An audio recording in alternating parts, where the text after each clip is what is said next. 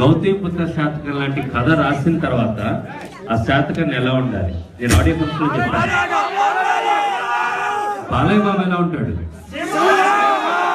ఆయన చూపు చూసారా, ఫిక్షన్ ఒకసారి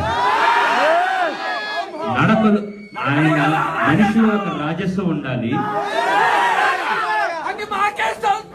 ఆయన కదులుతుంటే ఒక కాగడ రగులుతున్నట్లు ఉండాలి. మాకు ఒక కళ ఉండేది, ఇలా కూర్చొని నడిచిన మేము కూడా. కానీ ఇక్కడ మార్నింగ్ రాగానే I just tweeted something. I tweeted adios America, here I am అని పెట్టాను. అడియోస్ అంటే ఫేర్వెల్ అమెరికా అని, ఆర్ గుడ్ బై అని. మేము ఇద్దరం ఇక్కడి నుంచి ఇక్కడ చదువుకొని చిన్న ఉద్యోగాలు చేసి వెనక్కి వెళ్తున్నప్పుడు అమెరికాకి సరిగ్గా బాయ్ చెప్పలేదు మేము.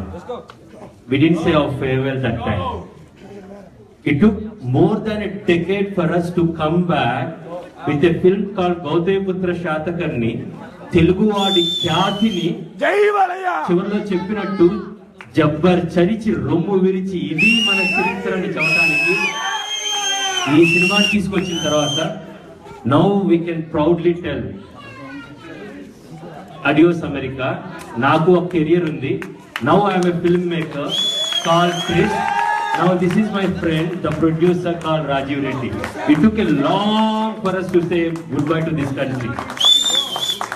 Because when we are doing Gamyam distribute చేసిన కళ్యాణ్ ఇక్కడే ఉన్నారు, గౌతమిపుత్ర శాతకాన్ని డిస్ట్రిబ్యూట్ చేసిన సృజన్ ఇక్కడే ఉన్నారు. గమ్యం ఒకవేళ వర్కౌట్ కాకపోతే మళ్ళీ మేము అమెరికా వచ్చి జాబ్స్ చేసుకుందాం అనుకున్నాం, నేను కానీ రాజీవ్ కానీ. సో అందుకని బాయ్ చెప్పుకుని అట్టి పెట్టాం. ఇన్నాళ్ళకు మాకు బాయ్ చెప్పే అవకాశం వచ్చింది. అండ్ అది ఇక్కడ శాన్ ఫ్రాన్సిస్కోలో మీ అందరి సమక్షంలో జరగడం చాలా ఆనందంగా ఉంది. Thank you so much for enjoying this movie. Thank you so much for blessing all of us.